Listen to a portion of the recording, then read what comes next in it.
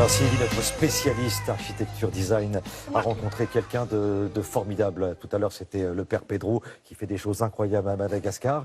On peut faire des choses aussi formidables en matière d'architecture, Sylvie. Exactement. Alors là, c'est une architecture particulière puisque c'est l'architecture d'hôtellerie plutôt haut de gamme.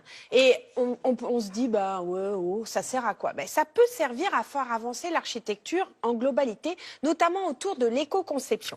Alors, la personne dont je vais vous parler ce matin s'appelle Reda Amalou. Reda, il a fait ses études d'architecture à Londres, il a vécu en Algérie et puis il arrive en France à 28 ans et il crée son agence AW2 avec Stéphanie Ledoux. Ensemble, vraiment, ils ont une sorte d'idée fixe de réaliser de l'hôtellerie partout dans le monde, avec cette signature française, cabinet français donc, et avec une idée d'éco-conception, de réalisation bien faite, respecter l'environnement. Respecter l'environnement, exactement. Alors, je l'ai rencontré parce que là, il vient de signer un hôtel au Costa Rica. Cet hôtel, le principe, c'est qu'en fait, c'est une zone de nature incroyable, vous allez le voir. Et ce qui est bien, c'est que c'est démontable complètement et il ne reste plus rien ensuite sur le site. Enfin, je veux dire, plus rien qui a pu polluer le site, puisque quand on construit par exemple du béton, bah, il reste le béton. Donc en fait, c'est aussi la preuve que toute cette hôtellerie de luxe, si elle est bien faite et si elle est faite avec de bons architectes, eh bien, elle fait progresser aussi le reste de la construction. Regardez.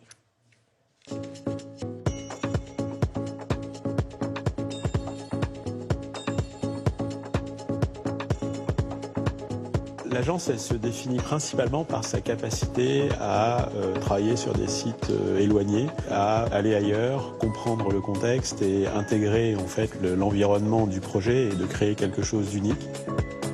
C'est cette idée que ça part de l'environnement direct, de la géographie, de la topographie. Et donc ça nous a amené assez naturellement à penser notre architecture en termes d'éco-conception, si on peut l'appeler comme ça, mais je dirais plus presque de bioclimatique. Le projet du Costa Rica, c'est à la fois un site très vaste sur lequel on intervient très peu. On a des fondations par Piovicé qui nous permettent de retirer les structures si jamais on décide que l'hôtel devait ne plus exister du tout. Et on utilise du 100% solaire, on utilise des ressources locales en termes de construction bois et en termes de construction de technologie de tente, évidemment avec tous les codes du luxe qu'on a ajoutés à cette conception. Quand on travaillait dans des pays où il y avait peu de fabrication de mobilier, par exemple, on a dessiné nos propres mobiliers, on a dessiné nos propres accessoires pour les hôtels. Et aujourd'hui, c'est devenu un petit peu notre mode de travail. On aime bien contrôler l'environnement complet du projet.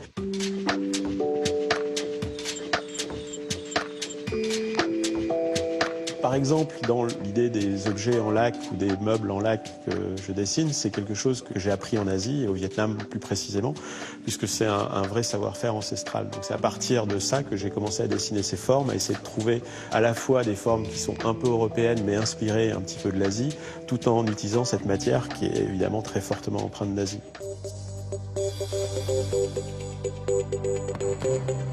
Dans notre démarche, c'est d'essayer de définir l'architecture comme donnant du sens.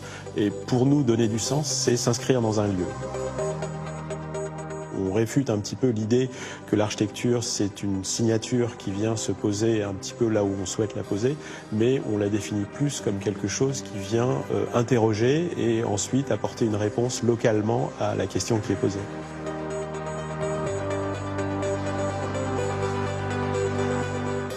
C'est signé Reda Amalou, qui ne fait pas que ça, hein, Reda Amalou. Non. Il dessine du mobilier magnifique. Exactement. Alors donc tout ce qui est architecture, c'est avec Stéphanie Ledoux et il signe effectivement des lignes de mobilier qu'on peut voir actuellement à la Secret Gallery à Paris dans le 7e, c'est ça. C'est à la limite 6-7. Et gratuitement pour les enfants, une petite expo. L'expo à Secret Gallery est gratuite aussi. Mais là, pour les enfants, on peut les emmener à la Galerie des Gobelins. Vous savez, dans le magnifique bâtiment du Mobilier National, le patrimoine de notre histoire de mobilier. Donc. Et là, on fait des petits ateliers avec nos petits bouts là. à travers les scènes des tapisseries qui sont souvent exposées aux Gobelins. Et en fait, il y a des maquilleurs, des clowns, on leur fait faire des spectacles. Et c'est gratuit, j'ai dit. C'est jusqu'au 6 janvier. Hop, si vous ne savez pas quoi faire, voilà. C'est noté. Merci beaucoup, Sylvie. On se retrouve dans quelques instants. Vous avez le temps de prendre un petit café. À tout de suite. Together.